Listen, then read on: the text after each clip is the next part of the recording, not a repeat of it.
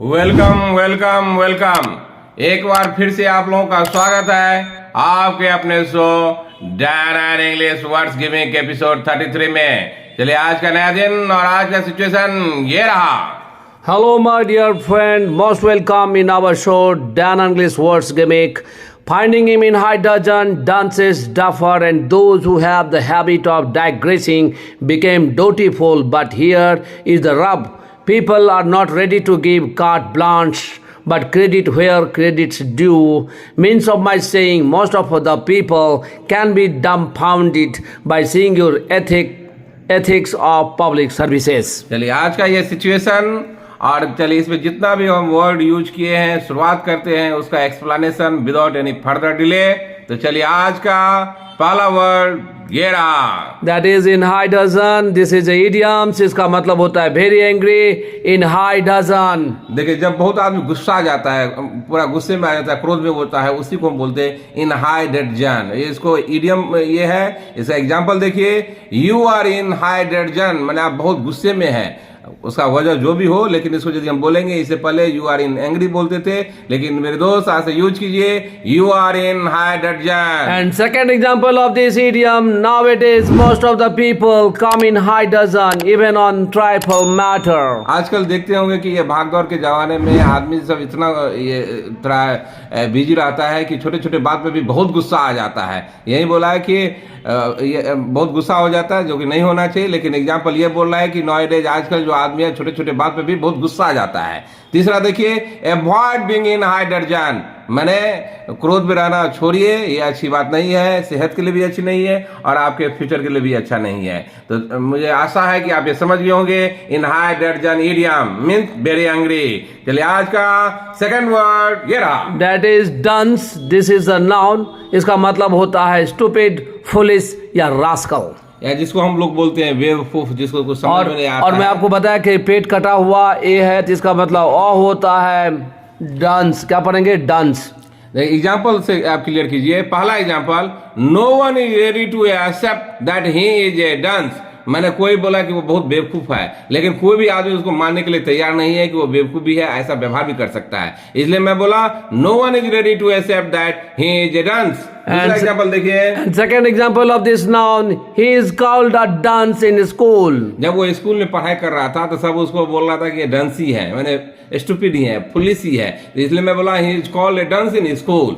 Third example देखिए, what sort of a dance you are मैंने किस तरह का आप बेवकूफ है। मैंने इस ढंग का मैंने कोई ऐसा व्यवहार क्या होगा जो कुछ समझ नहीं रहा कि कैसा व्यवहार करना चाहिए नहीं करना चाहिए, तो आदमी के आना जो मन से निकलता है वही बोला कि what sort of a dance you are, किस तरह का आप बेवकूफ है। And next word of this show that is duffer. Duffer, ये देखिए डी के ऊपर लकीर है, इसका मतलब डी पे आपको जोड़ देना होगा। पेट कटा हुआ ए दैट इज अ होता है और ई का उल्टा लिखा रहता है तो अ होता है, उससे चिपक के एक लकीर देखिए तो उसको बोलते हैं र। ये हो गया duffer. Duffer duffer this is a noun stupid person. इससे पहले भी दिए डंस। डफर ये सैनोनिम है। ये सैनोनिम है, इसे वर्क कीजिए और ऐसे यूज कीजिए। पहला एग्जांपल देखिए, until high school he was totally A duffer. जैसे मैंने वो स्कूल जो हाई स्कूल तक पढ़ा उस समय जो उसका जो व्यवहार था या जो पढ़ने में हो या किसी भी एंगल से वो पूरा स्टूपिड की तरह ही था, मैंने बेवकूफ़ की तरह ही करता था, कोई ज़्यादा मैंने इंसानियत नहीं दिखता था ज़्यादा उसमें। इसलिए मैं बोला अंटिल हाई स्कूल मैंने हाई स्कूल तक वो पूरा बेवकूफ़ ही था, स्टूपिड पर्सन ही था। सेकेंड एग्जाम्पल देखिए, even after 6 month course I am a bit duffer. मान लीजिए कोई कोर्स था, वो 6 महीने का कोर्स करने के बाद भी, जैसे मैं एग्जाम्पल के तौर पे बता रहा हूँ यहाँ पे ही, जैसे अपने बिहार में ही पटना में खास करके 6 month का कोर्स बहुत ज़्यादा है इंग्लिश का, लेकिन 6 month कोर्स करने के बाद भी आदमी को थोड़ा भी इंग्लिश में चेंजेज नहीं आता है, ना लिखने पे ना बोलने के मद्देनजर में, तो इसको हम क्या बोलेंगे? यदि एग्जाम्पल के तौर पे देखेंगे तो बाय लार्ज ऐसे ही आप उसको यूज कर सकते हैं, even after 6 month course I am a bit duffer. और दूसरे साइड देखिए, हम लोगों का जो डैन इंग्लिश का जो कोर्स है केवल 45 डेज का है और जिसमें हम लोग का स्लोगन भी है कि अब बिहार बोलेगा इंग्लिश मात्र 45 दिन में गारंटी के साथ। इसका मतलब यह है कि a new tumultus in your heart, English will make you very smart. You are confused where to learn. Dan English has an option before you, where English learning is confirmed. इसलिए मैं बोल रहा हूँ कि देखिए ये जैसे एग्जाम्पल पे भी दिया मैं बार बार बोल रहा हूँ, umpteen times I said, still I am saying, जो एग्जाम्पल जो रहेगा जो अपने आसपास जो घटित होता है उसी से रहेगा। तो चलिए इंग्लिश से रिलेटेड ही मैं दे दिया।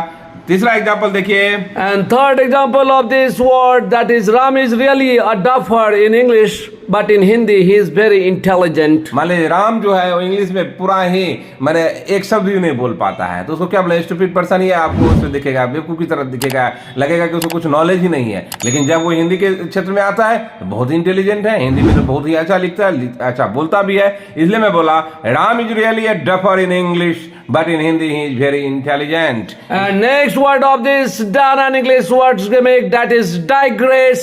This is a verb. इसका मतलब होता है deviation from main subject या not talking about the subject. एक बार फिर से इसको प्रोनाउंसिएशन पे थोड़ा ध्यान दीजिए। देखिए DAI जब साथ में आता है तो I होता है AII, और G के ऊपर लकीर है, इसका मतलब G पे जोर देना होगा, और A होता है तो ये हो गया digress. में पढ़िएगा, डाइग्रेस, हाँ डिग्रेस मत पढ़िएगा, डाइग्रेस है, ये वर्ब है, और इसका मतलब होता है डेविएशन फ्रॉम मेन सब्जेक्ट या not talking about the subject. मान लीजिए जो सब्जेक्ट है उसके बारे में हम बात नहीं करके दूसरे तरफ हम चले जाते हैं, उस सब्जेक्ट को छोड़ के दूसरा बात करने लगते हैं। मान लीजिए एग्जाम्पल के तौर पर देता हूँ, मान लीजिए मैं यहाँ जो पढ़ाता ही हूँ, यदि इंग्लिश का है तो इंग्लिश नहीं पढ़ा करके मैं बॉलीवुड का गाना में चला गया, ये वहां चला गया, ये मूवी के बारे में बात करने लगे, तो ये क्या हुआ, इसी को हम बोलेंगे डाइग्रेस। जैसे पहला एग्जांपल देखिए, let me permit to digress for a while. मान लीजिए मैं बोलता हूं कि थोड़ा मुझे परमिट कीजिए, मुझे अनुमति दीजिए थोड़ी देर के लिए, डेविएशन के लिए, मैंने जो अभी बात कर रहा हूं उससे थोड़ा हट के थोड़ा मैं कुछ कहना चाह रहा हूं, तो इसलिए यदि आप किसी से अनुमति लेते हैं उस समय हम यूज करेंगे let me permit to digress for a while. And second example of this verb, this is without digressing, please focus over your study. ये देखिए ये बहुत ही जरूरी है, जब तक आप पूरा फोकस होकर के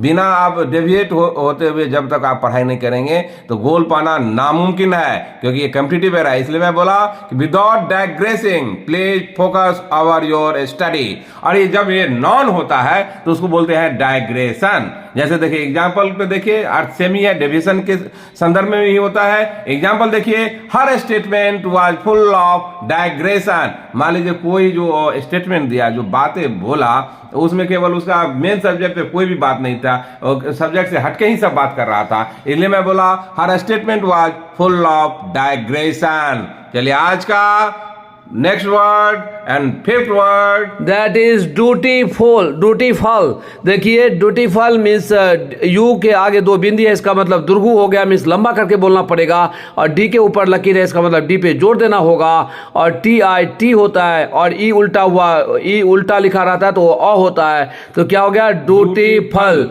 ड्यूटीफुल, लेकिन हम लोग इसको क्या पढ़ते हैं, ड्यूटीफुल बोलते हैं, ड्यूटीफुल नहीं है, ड्यूटीफुल। दैट इज एडजेक्टिव, इसका मतलब होता है do everything what should you do, मैंने आप वो सब कीजिए जो आपको करना चाहिए, ये नहीं रहे कि गिलास जो आपका कर्तव्य है, जो आपका कर्तव्य है वो निभाइए, वो जरूरी है, उसी को बोलते हैं हम ड्यूटीफुल। जैसे एग्जांपल देखिए, पहला example, the student who get success is dutiful and disciplined. मैंने वो स्टूडेंट वही सक्सेस पाता है जो कि अपने जितना उसको हो सकता है पूरा एफर्ट डालता है, करता है, और पूरा डिसिप्लिन रहता है, तो वही सक्सेस पाता है। और second example of this adjective, इसका मतलब देखिए, he is a dutiful son. He is a dutiful son मतलब वो कर्तव्य जैसे मैंने फॉलोअर है, मैंने अपने माता का हो, पिताजी का हो, उनको आज्ञा का पूरा पालन करने वाला जो होता है, तो उसी को हम बोलेंगे ड्यूटीफुल सन। तो उसी को बोलेंगे हम ड्यूटीफुल सन। तो इसलिए मैं बोला ही इज ए ड्यूटीफुल सन। और देखिए आज का sixth word, that is the rub. This is a idiom. देखिए याद रखिएगा, रब अकेला आता है तो हाथ को रगड़ना होता है, लेकिन यहाँ पे है द रब, ये हो गया इडियम्स। इसका मतलब the problems which create trouble, ऐसा समस्या जो आपको डिफिकल्टी में डाल दे, कठिनाई में डाल देता है, मतलब वो आपको प्रॉब्लमेटिक हो सकता है, इसी को हम बोलते हैं द रब। ये इडियम होता है। देखिए इस पे गौर फरमाइए। पहला एग्जांपल देखिए, unemployment is the rub of development. आप भी जानते हैं कि अनएम्प्लॉयमेंट, बेरोजगारी ही जो है कि डेवलपमेंट, जो विकास में बाधक है, तो इसलिए मैं बोला कि unemployment is the rub of development. And second example of this idiom, many of us are living below poverty line but it's the rub, no one is ready to walk. देखिए अपने लोग बोलते हैं कि इंडिया में गरीबी बहुत ज़्यादा है, पॉवर्टी लाइन के बिलो बहुत आदमी रहता है, लेकिन ये भी हकीकत है कि यदि मान ली 500 यदि मजदूरी है, यदि आप 480 भी देंगे तो काम नहीं करेगा, बैठा रहेगा लेकिन काम नहीं करेगा। यही मेंटेलिटी के कारण जो है पॉवर्टी बढ़ती है। इसलिए मैं बोला कि many of us are living below poverty line, but it is the rub, no one is ready to work. इसलिए मैं बोला थोड़ा इस पे गौर फरमाइए। किसी के कारण बहुत ही कॉज रहता है, इस पे भी आप गौर फरमाइए। द रब इडियम्स है। चलिए आज का 7th word that is cart blanch. Cart blanch, देखिए के नीचे लकीर है, इसका मतलब के पे सॉफ्ट आवाज रहेगा, और ए के आगे 2 बिंदी है, इसका मतलब आ पढ़ेंगे तो हो गया कार्ट, और बी के ऊपर लकीर है, इसका मतलब बी पे जोर देना होगा। ए के आगे 2 बिंदी है, इसका मतलब ए आ हो जाता है, और बड़ा सा लकीर जो लास्ट में देखिए, बड़ा सा जो लकीर दिख रहा है वो स्टार सा होता है, तो क्या पढ़ेंगे cart blanch. Blanch, cart blanch, ये नॉन है, और नॉन और सिंगुलर में ज्यादा यूज होता है। और देखिए इसका मतलब होता है, सिंगुलर में ही यूज होता है, इसका मतलब होता है फ्रीडम, स्वतंत्रता।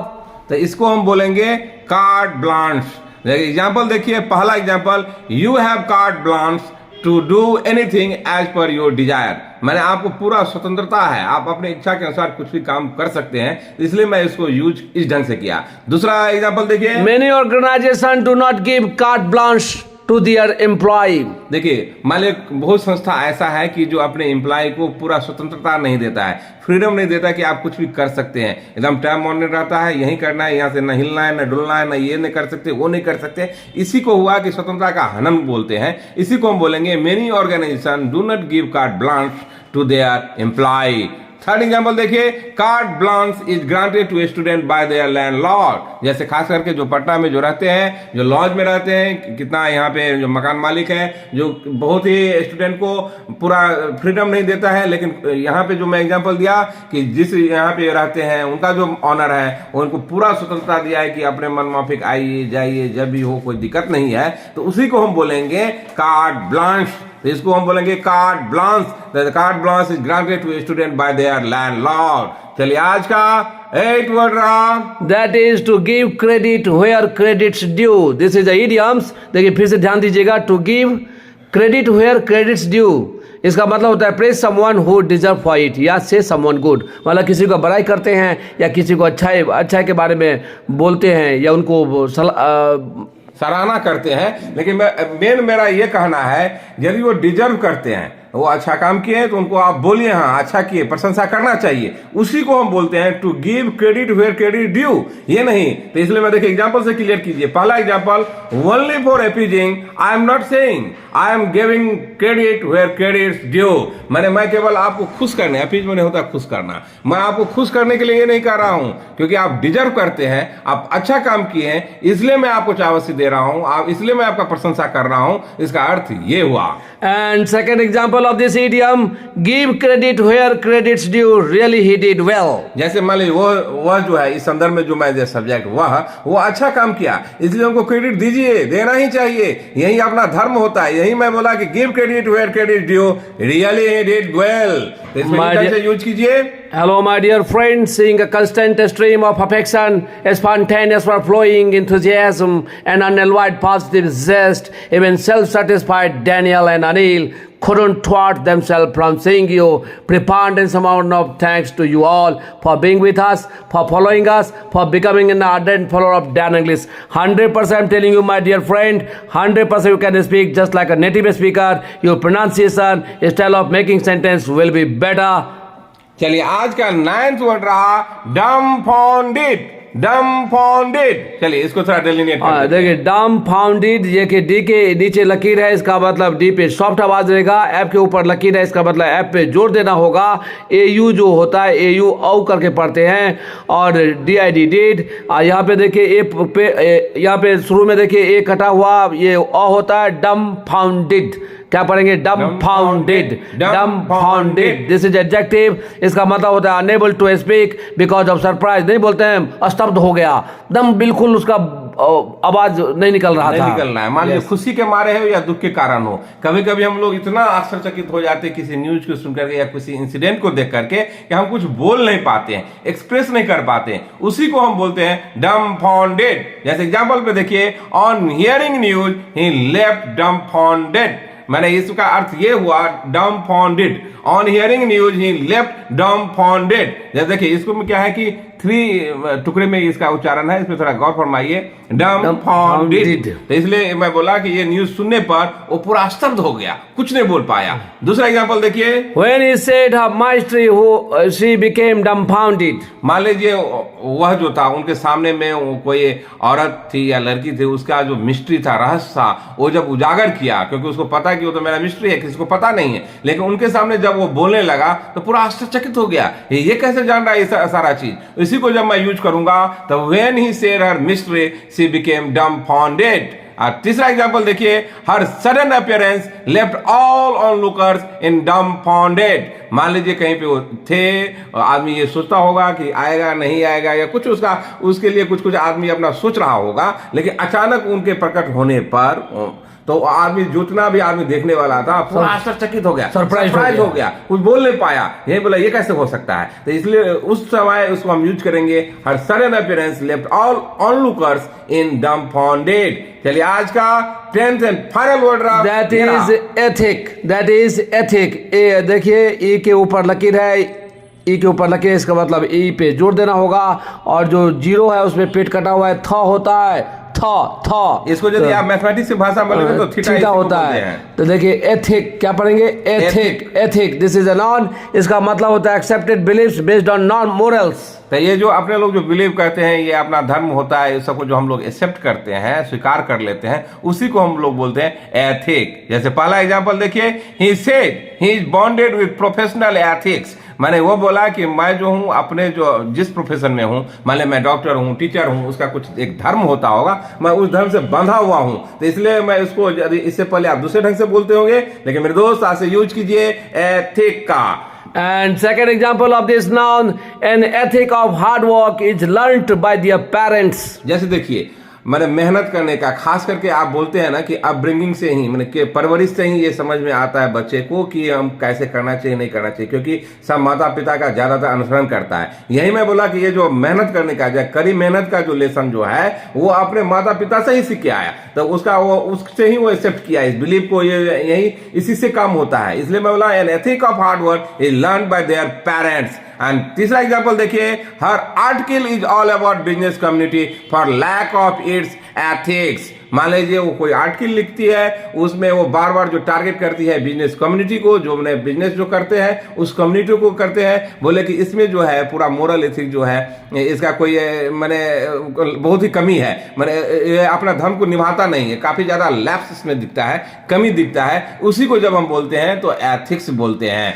Umpteen times we said, still we are saying, throw caution to the wind, nothing will be will o' the wisp, pay heed on what is said by Dan in English. तो चलिए, जितना भी इसमें word था, idioms था, मैं पूरा डिलिनेट कर दिया विथ एग्जांपल। एक बार फिर से सिचुएशन पढ़ देता हूँ। Finding him in high dudgeon, dances, duffer, and those who have the habit of digressing become dutiful. But here is the rub. People are not ready to give carte blanche, but credit where credit's due. Means of by saying, most of the people can be dumbfounded by seeing your ethics of public services. तो आप इस पे काम कीजिए। यदि आपको अच्छा लगता हो तो इसको लाइक कीजिए, सब्सक्राइब कीजिए और शेयर भी कीजिए। तब तक के लिए बाय बाय।